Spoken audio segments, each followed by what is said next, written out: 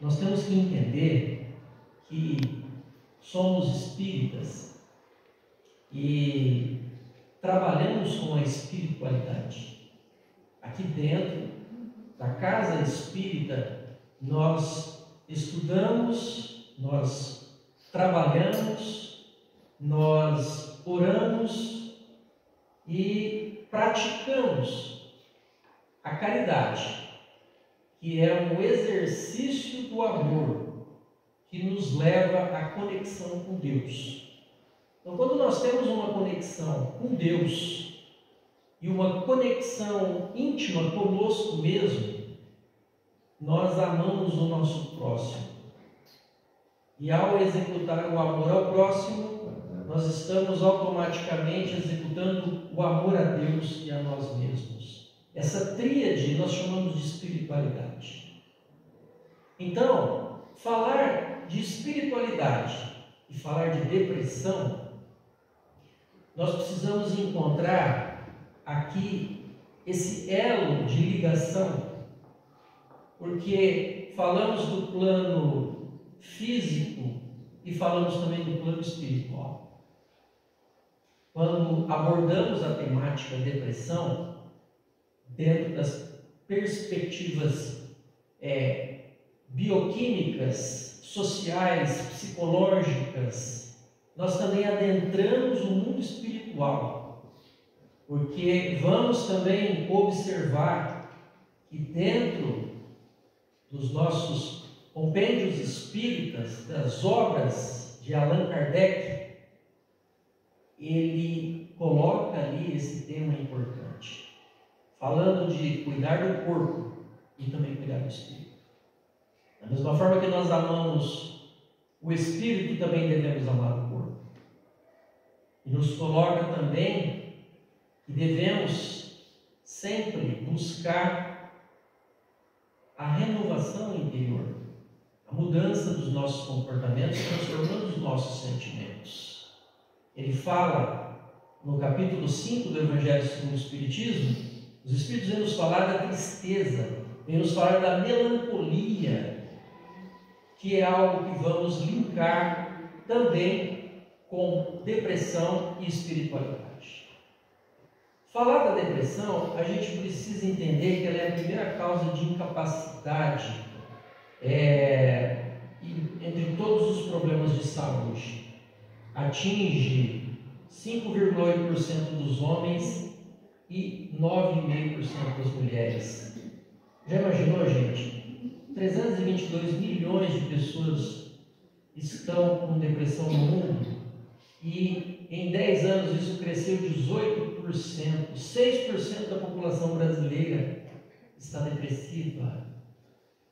Nos últimos 30 anos, os índices de suicídio triplicaram em decorrência da depressão. E por que então não falarmos desse problema tão sério? Quem está à frente dos atendimentos fraternos nas casas espíritas sabe o que eu estou falando. Quantas pessoas nos procuram nas casas espíritas para o atendimento fraterno, para o passe, para a fluidoterapia, e nós observamos a depressão atingindo as mentes dessas pessoas. É um problema físico, é um problema biológico, é um problema psicológico, é um problema social e também é um problema espiritual.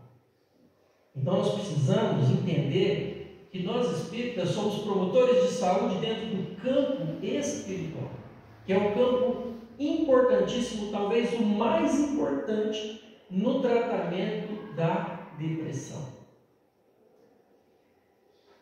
Quando a gente pega esse mapa e fala um estudo em populações gerais de suicídio e doenças mentais, a gente vai entender que quando uma pessoa se suicida, ela se suicida porque ela está deprimida.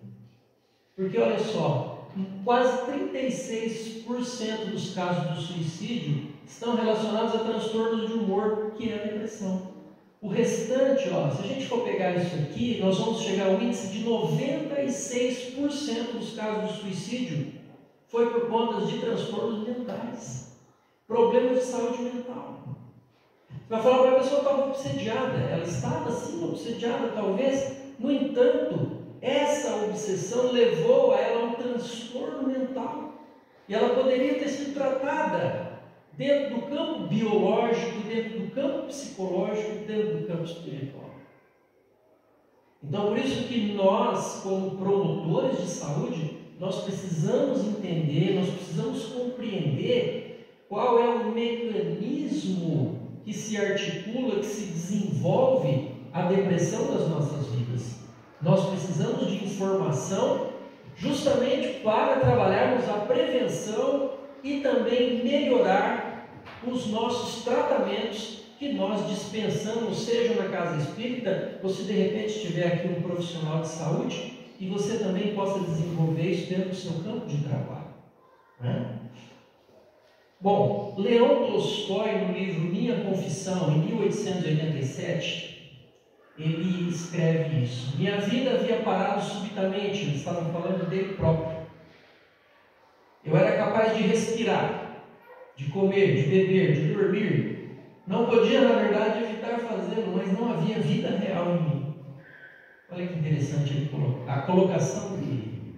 Né? Em estado depressivo, a pessoa não vê vida real. Come, bebe, dorme, no entanto, ela não vê vida real. Alguns dos meus pacientes, eles dizem para mim assim: eu vejo um mundo cinza. Olha que coisa interessante. Quem vive uma depressão, viveu uma depressão, sabe o que é uma depressão. Se você ainda não viveu isso, peça a Deus, ore, para que você não tenha isso. Mas não julgue quem tem uma depressão. Não diga é frescura, não diga é falta do que fazer, não diga que é falta de fé, não diga isso. Você não sabe o que você está falando. Só sabe da dor quem realmente está vivenciando a dor. E para vivenciar a dor, você precisa calçar os sapatos do outro. E é impossível você calçar os sapatos do outro, de ver o mundo com os olhos do outro, mas a gente pode tentar. E quando a gente tenta enxergar o mundo pelos olhos do outro, a gente está exercendo uma virtude cristã. É a caridade da empatia. Sermos empáticos, validando a dor do próximo. Se ele diz que está doente, está doendo, quem somos nós para dizer que não é nada? Então, em primeiro lugar, precisamos ter empatia. Então, qual é a causa da depressão?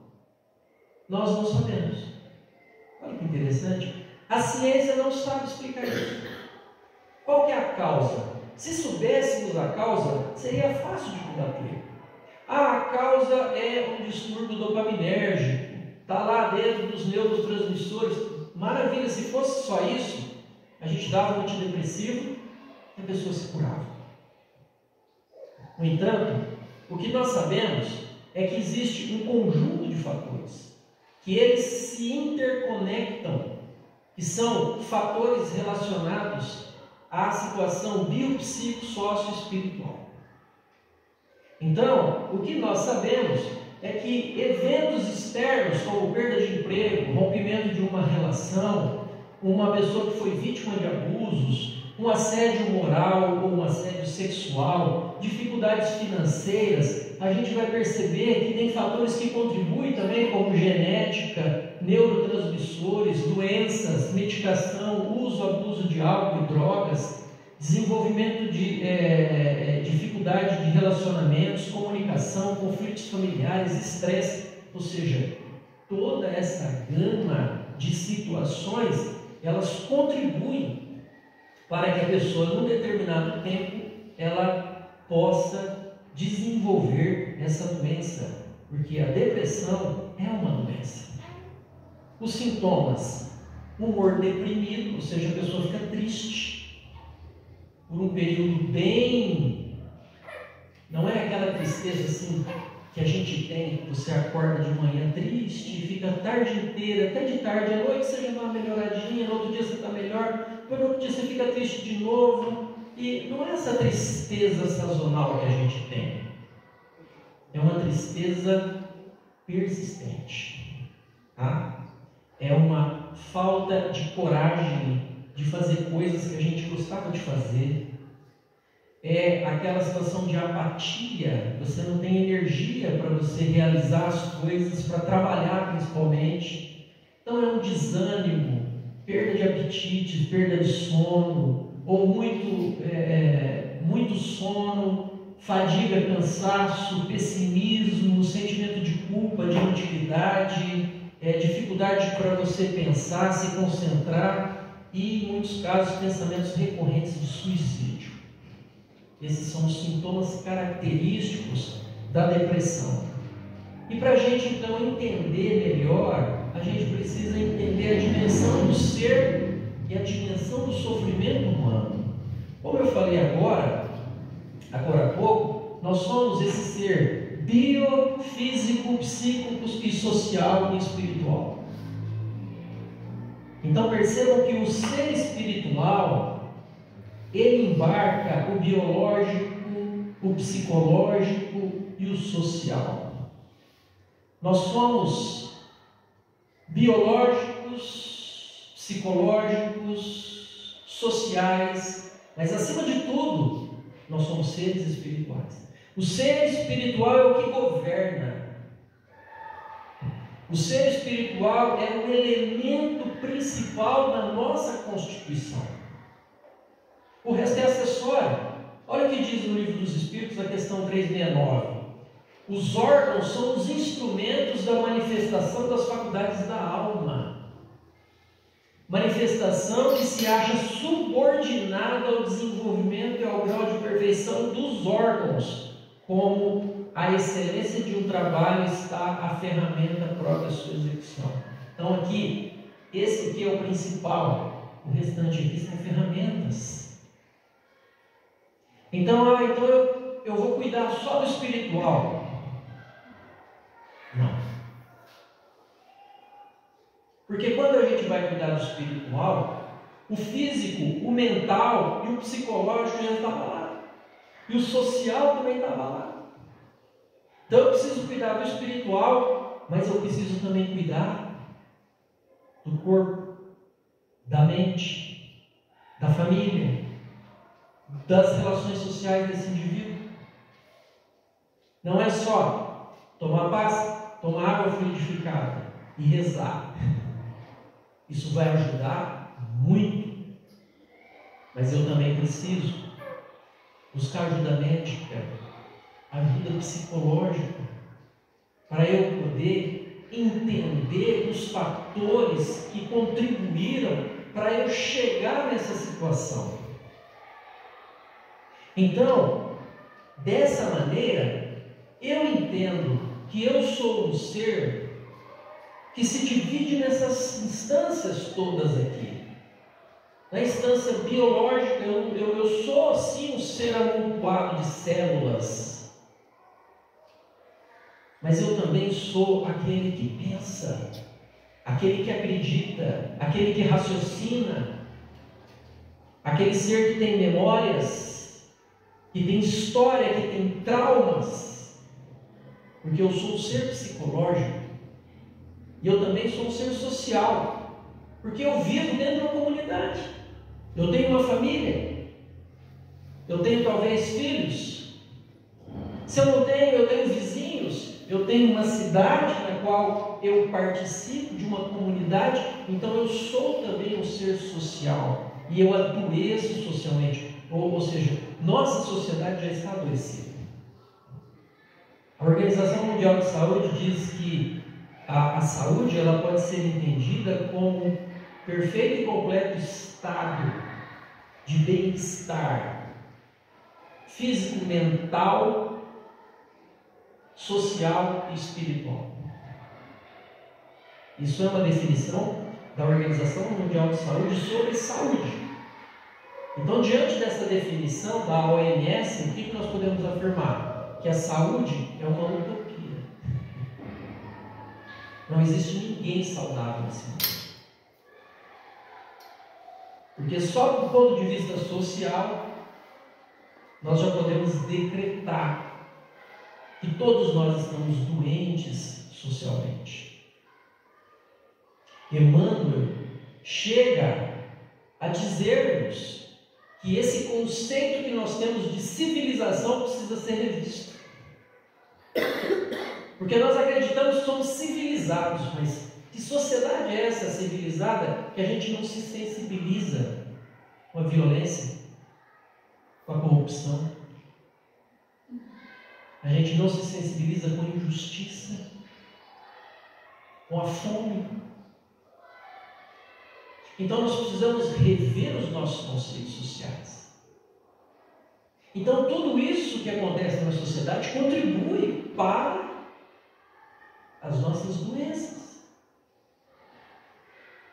Então, quando nós olhamos para esse cenário, a gente olha e pensa, se a depressão ela tem a contribuição social, ela tem a contribuição psicológica, da maneira da gente entender a vida, da maneira de eu pensar, se a depressão ela tem a ver com a parte biológica, que é um desarranjo neuroquímico dos meus neurotransmissores, dopamina, serotonina, onde é que está a depressão em termos espirituais? Qual é a contribuição em termos espirituais para o desenvolvimento e a manutenção da depressão? Então nós vamos pesquisar alguma coisa nas obras, é claro, de Allan Kardec. Nós nem fomos ali buscar, por exemplo, pesquisar muito nas obras de Joana de Ângeles, por exemplo, que ela nos traz um tratado sobre saúde mental. Aliás, eu quero convidar vocês que dia 4 de agosto eu estreio um programa no YouTube, um estudo da obra de Joana de Ângeles, chamado Conflitos Existenciais. Vai ao ar toda segunda-feira às 21 horas. Eu vou passar o link para a Romana. E se você distribui para o pessoal, por favor. Eu já fiz 7 anos no programa com o Dr. Luiz Carlos Barros Costa, de Fernandópolis, com a doutora Milene. Nós fizemos um programa no YouTube, na sala virtual Joana de Ângeles. Agora eu estou voltando, mas em outro canal. E eu espero que vocês participem. Vai ser um estudo fantástico. Na nossa casa espírita eu desenvolvo um estudo presencial, é uma psicoterapia em grupo, né? Terminamos ontem a obra Conflitos Existenciais. E vamos retomar agora o curso com uma outra obra que é o Evangelho de Jesus à luz da psicologia profunda. Então, onde está a ligação espiritual da depressão? Nós vamos observar na questão 400 do Livro dos Espíritos, onde Kardec pergunta: o espírito encarnado permanece de bom grado no seu envoltório corporal? Ou seja, a gente fica à vontade aqui nesse corpo físico? E a resposta deles é a seguinte: é como se perguntasse ao encarcerado se lhe agrada o cárcere. O espírito encarnado aspira constantemente à sua libertação e tanto mais deseja ver-se livre do seu invólucro, quanto mais grosseiro é esse. Então, vamos observar o seguinte: o que os espíritos estão nos dizendo? Se você perguntar para quem está preso, você está feliz aí atrás das grades? É claro que ele vai dizer que não, que ele aspira à liberdade. Assim somos nós em espírito. O nosso eu mais profundo, o nosso self, o nosso espírito, essa centelha divina que é imortal, está presa em um corpo físico mortal. E aqui é como se fosse uma cela, e ele se entristece vivendo aqui dentro. Ele não fica de bom grado. Porque você já viu alguém alegre, preso? É a mesma coisa que acontece com o espírito. Vamos lá, capítulo 5, item 8 do Evangelho segundo o Espiritismo, a melancolia, colocado por Kardec.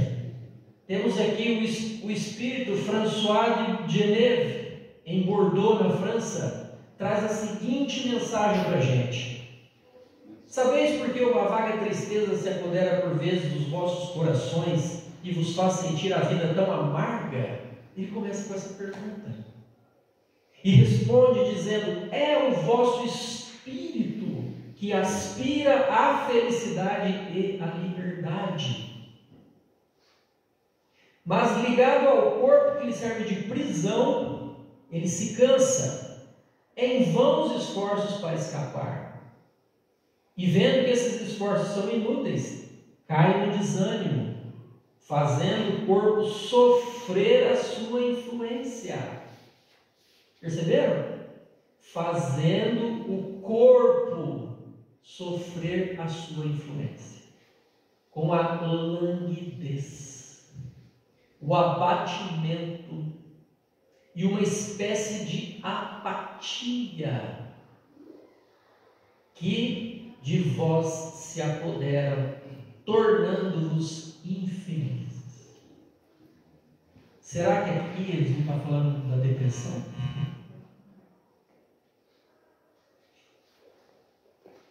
Lembrai-vos de que durante o vosso degredo na terra tendes a desempenhar uma missão de que não podeis suspeitar, quer dedicando-vos à vossa família, quer cumprindo as diversas obrigações que Deus vos confiou. Sede fortes, sede corajosos para suportar.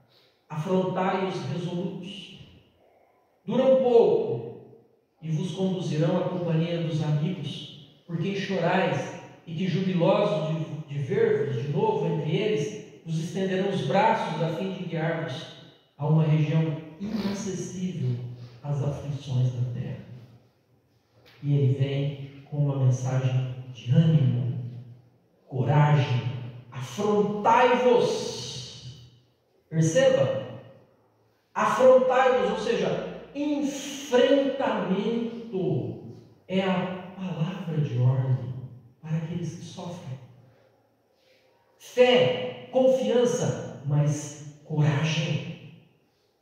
Coragem para não fugir à luta, porque normalmente nessas situações os pensamentos suicidas aparecem como uma opção de nos libertarmos.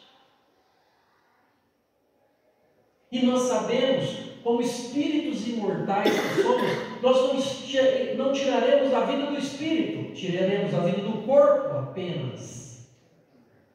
Jamais conseguiremos escapar da vida.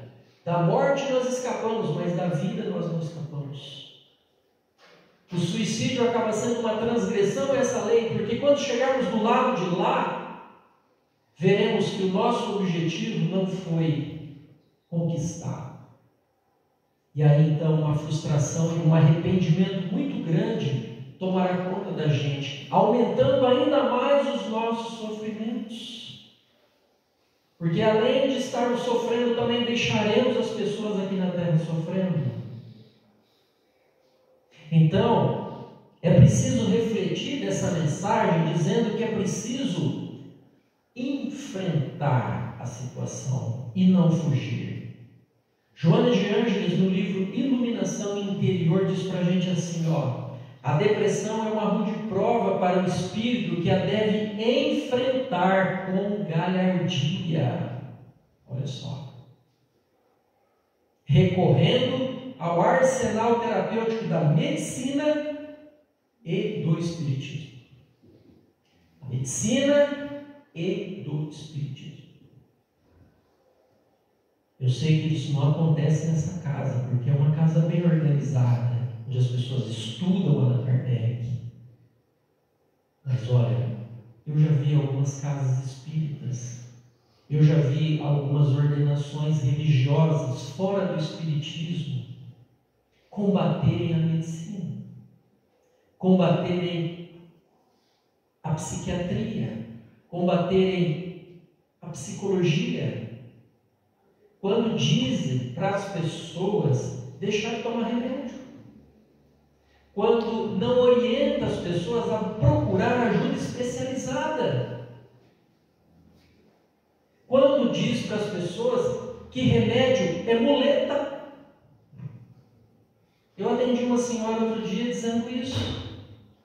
Que ela foi na religião e o pastor dela falou que ela precisava largar, tomar aquele monte de remédio que ela tomava, porque aquilo era uma muleta para ela. Com que autoridade você pode dizer para uma pessoa tomar um remédio ou deixar de tomar um remédio se você não estudou para aquilo? Você não conhece a realidade por trás daquela pessoa. E acreditando apenas no tratamento espiritual, dentro de uma arrogância e de uma prepotência e uma presunção, a pessoa dá um conselho desse. Então Joana de Ângeles diz para a gente que nós aqui temos um arsenal para combater a depressão, um arsenal terapêutico. Qual é esse arsenal terapêutico que nós temos aqui? Vamos recordar? O que nós temos? Passe. O estudo profundo do Evangelho. O estudo do Evangelho. Um trabalho que se faz também em casas onde haja esse diálogo, esse tratamento, né, espiritual. A visita aos samaritanos, não é? Nós temos a água fluidificada, nós temos as palestras, nós temos o trabalho assistencial, a assistência social, o atendimento fraterno, o trabalho de desobsessão, ou seja, nós temos um arsenal terapêutico às nossas mãos, à nossa disposição. Nós estamos promovendo saúde espiritual que reflete na saúde mental, psíquica e física do sujeito. É preciso que entendamos dessa forma. A espiritualidade, estudando a depressão dentro do ponto de vista espiritual, nós vamos encontrar a realidade das obsessões. O que são as obsessões? Aqui no livro dos médiuns, a obsessão, segundo Kardec, é quando um espírito ele constrange a vontade de alguém. É aquela influência na qual uma inteligência tenta constranger a outra a fazer o que ele quer. Isso é uma obsessão. E isso está no capítulo da espiritualidade, no tratamento e na manutenção da depressão. Allan Kardec, no livro dos médiuns, diz o seguinte: o Espiritismo não nega as causas sociais e biológicas dos transtornos mentais. Olha que lindo isso. Entretanto, ele acrescenta uma outra origem, as obsessões, ou seja, a ação persistente que um espírito mau exerce sobre o indivíduo. Ele constrange, ele tem uma ação persistente em cima do outro indivíduo. E nós temos a obsessão simples, que é a influência através de pensamento e intuição perniciosa, sem alterar o juízo ou o livre-arbítrio do indivíduo. É a obsessão simples. A gente encontra, às vezes a pessoa desencarnou e ela ainda está dentro daquele ambiente doméstico. E ela encontra afinidade com um determinado familiar, e o familiar começa a sentir dor no estômago, dor de cabeça, os mesmos sintomas que aquela pessoa tinha quando ela desencarnou. Ela não está fazendo aquilo por mal, ela nem sabe talvez que desencarnou, mas ela está obsediando. E nós temos dentro da casa espírita as ferramentas para poder tratar isso. A fascinação, que é uma ilusão produzida pela ação direta do espírito sobre o pensamento e de certa maneira paralisa o raciocínio, pode levar a pessoa a acreditar em doutrina mais estranha, em teorias falsas, como se fosse a única expressão da verdade. Enquanto aquela pessoa não consegue entender o óbvio, ela está fascinada pela ideia, pela ideologia dela, ela não consegue raciocinar sobre os fatos que estão acontecendo à sua volta. E temos a fascinação ou a possessão que paralisa a vontade da pessoa. Isso acontecia muito há décadas atrás, onde os espíritos atuavam de uma forma que subjugavam a vontade corporal do outro, né? E nesse caso a pessoa até perdia o livre-arbítrio. Então, vejamos que dentro das características da obsessão, vocês perceberam uma coisa muito comum e recorrente aqui, que existe? A influência do pensamento. Olha aqui, ó, eu até coloquei em vermelho. Obsessão simples, está lá. Ó. Isso aqui está no livro dos médiuns, tá, gente? Peguei no livro dos médiuns, ó. Influência do pensamento, a fascinação é sobre o pensamento e a subjugação paralisa a vontade. Mas olha aqui, a obsessão atua nos nossos pensamentos. Daí uma dica importante para todos nós. Como combater a obsessão? Vigiando os nossos pensamentos, tomando cuidado com aquilo que a gente pensa. Evaldo, mas a gente não controla o pensamento. Não tente controlar seu pensamento. Eu digo isso. Não tente. Mas comece a ter uma atitude diferente, de não se identificar com o seu pensamento. Lembra que o seu pensamento ele seria como se fosse uma entidade à parte. Eu não sou aquilo que eu estou pensando. Eu sou mais do que eu penso. Quando você consegue pensar dessa forma, você tem condições de manejar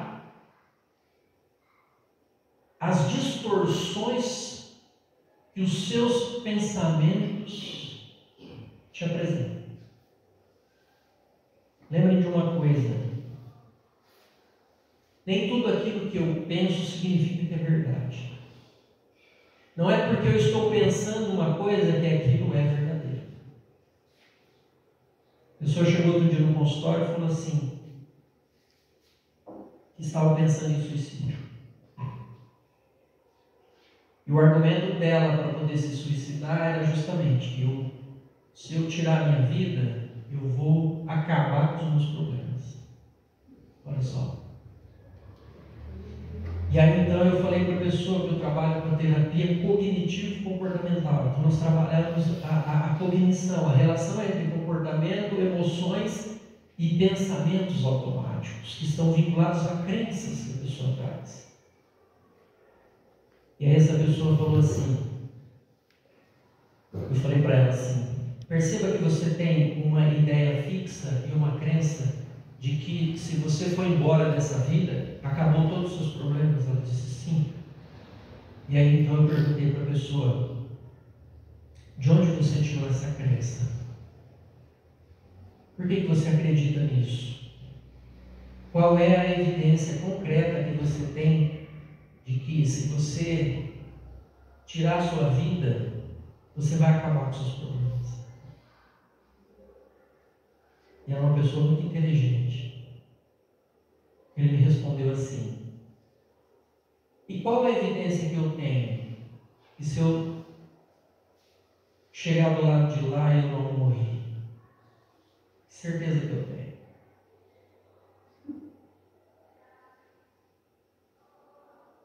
E aí então eu disse para ele, não é melhor a gente ficar com a dúvida?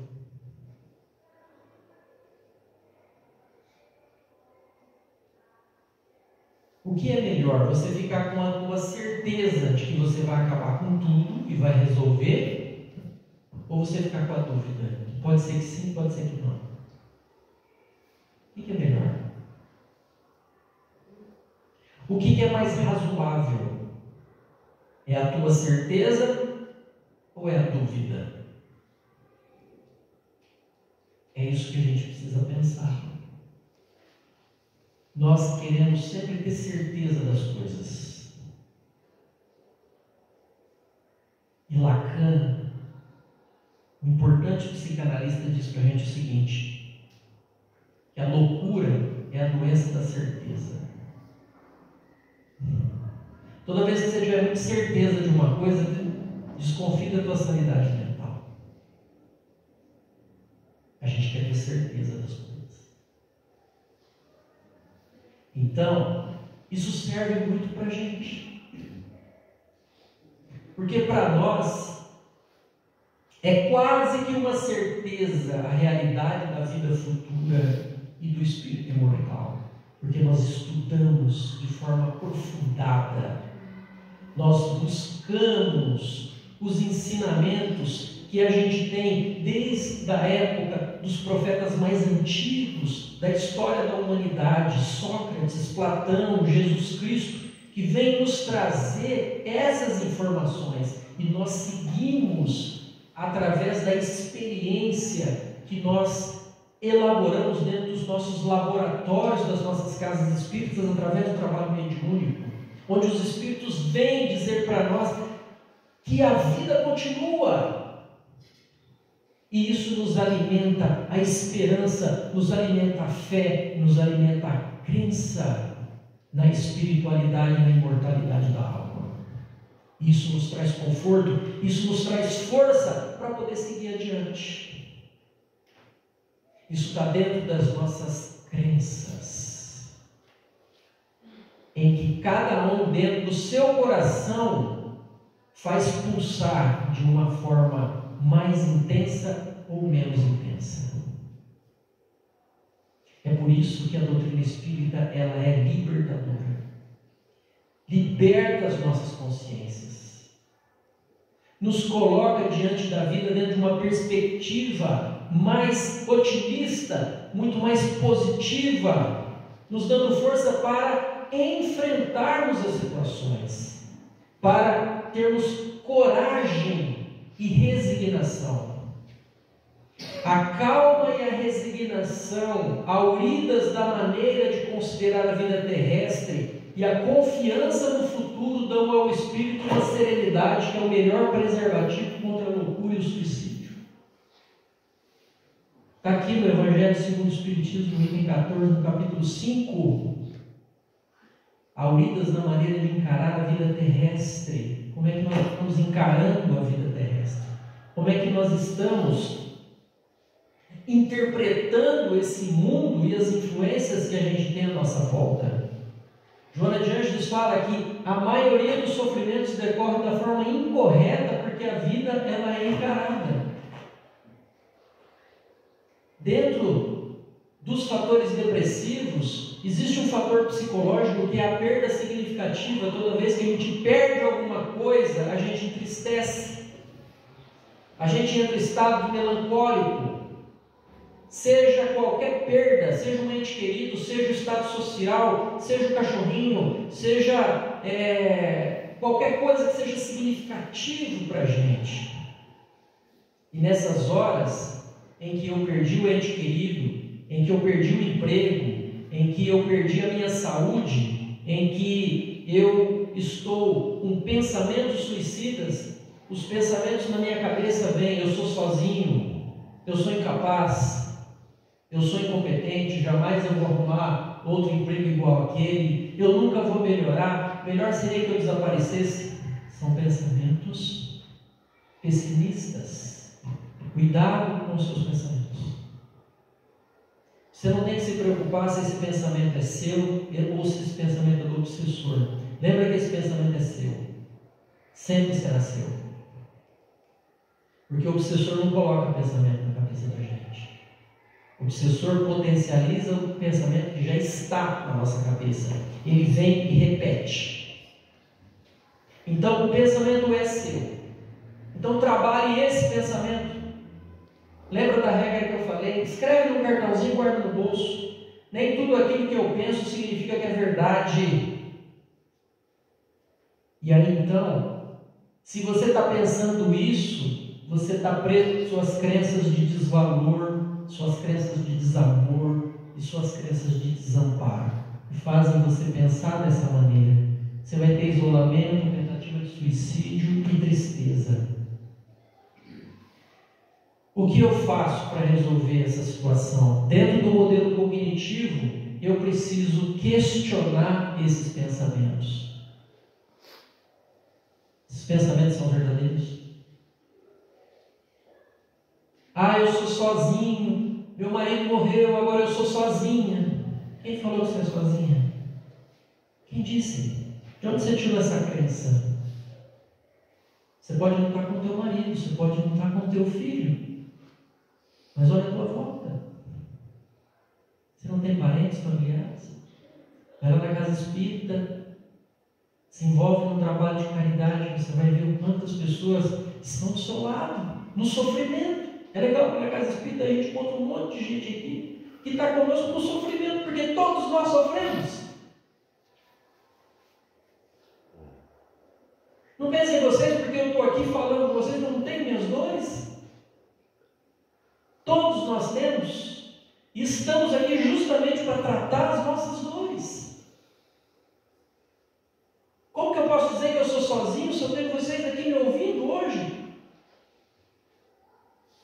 Eu sou incompetente. Quem disse que você é incompetente? Só porque você perdeu o emprego, você é incompetente?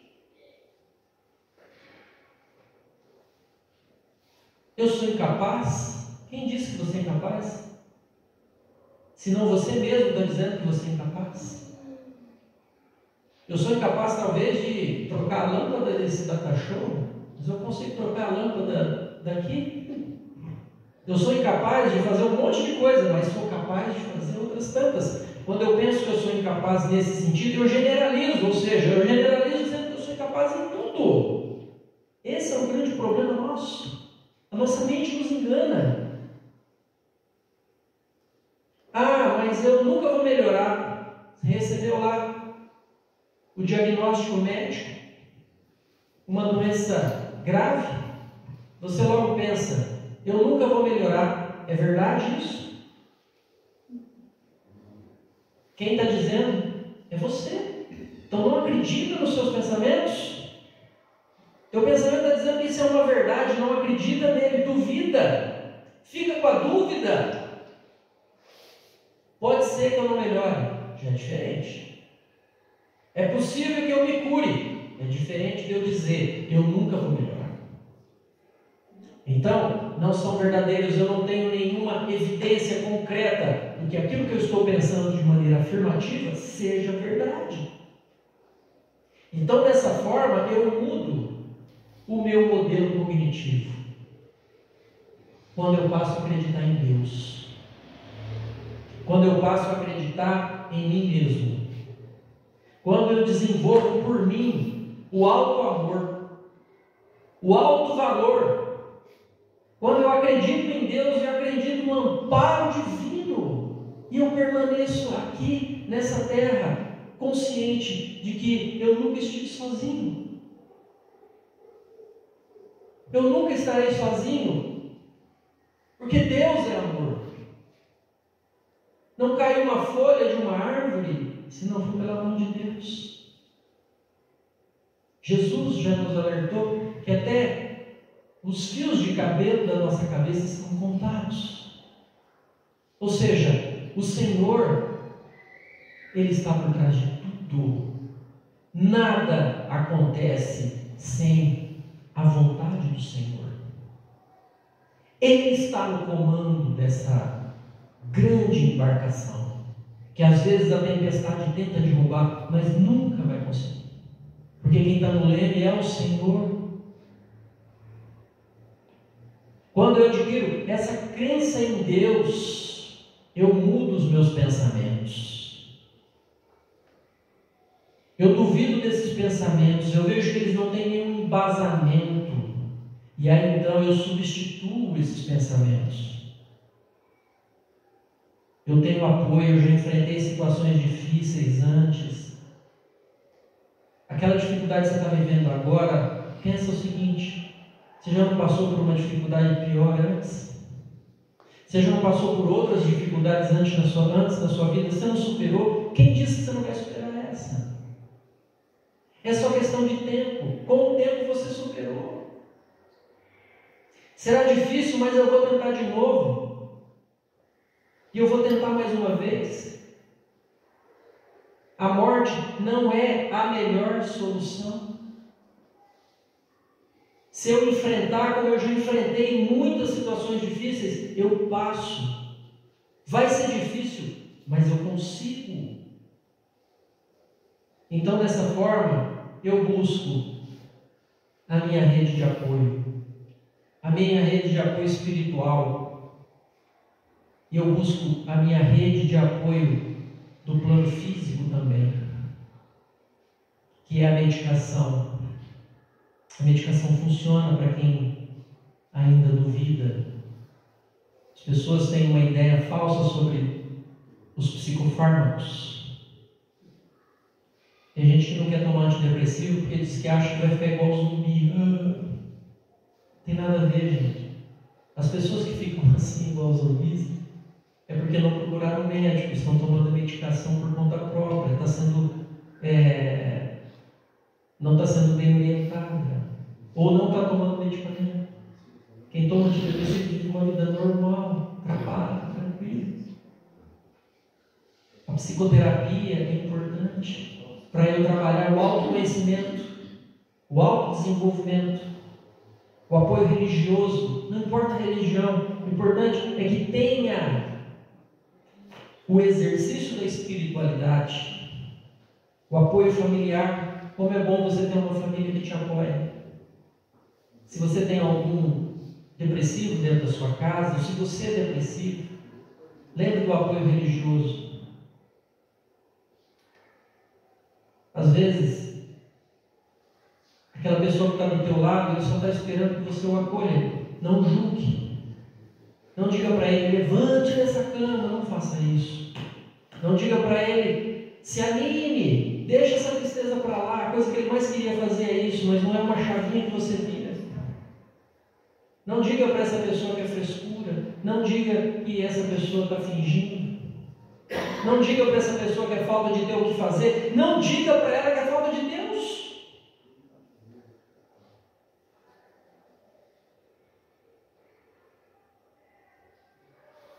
A terapia ocupacional, a laborterapia, os exercícios físicos ajudam muito. A depressão é bem adaptada para fazer uma criatura se guardar de qualquer grande mal súbito. É o que diz Charles Darwin. Existe luz no fim do túnel. A família pode ajudar bastante, com uma melhor compreensão das suas forças e das suas fraquezas, porque é nessa hora que a gente vê na família a força que ela tem, mas a gente vê também a grande fraqueza que ela é, muitas vezes.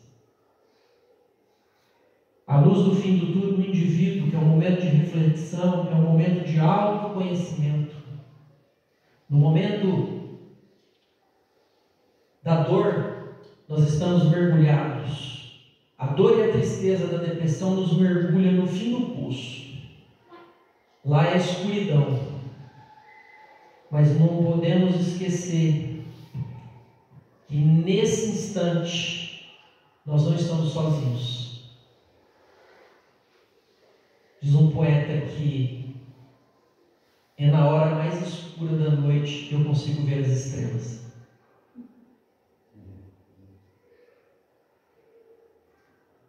Vocês conhecem a história do bambu chinês?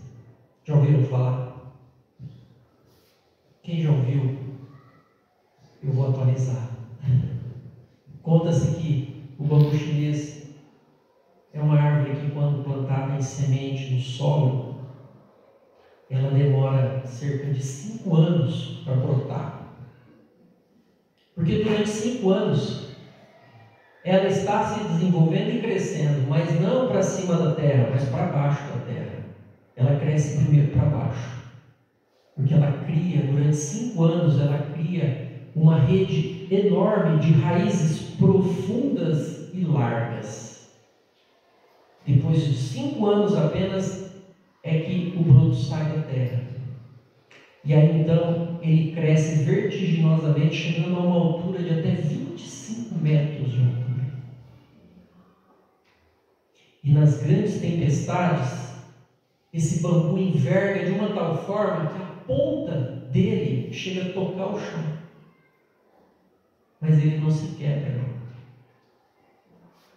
porque ele tem uma rede de raízes profundas e fortes que sustentam nas tempestades. Então o bambu chinês ele vem trazer para a gente uma grande lição. Que no momento da depressão nós estamos mergulhados nas entranhas obscuras da terra e na escuridão sombria. E nesses instantes nós estamos criando as nossas raízes.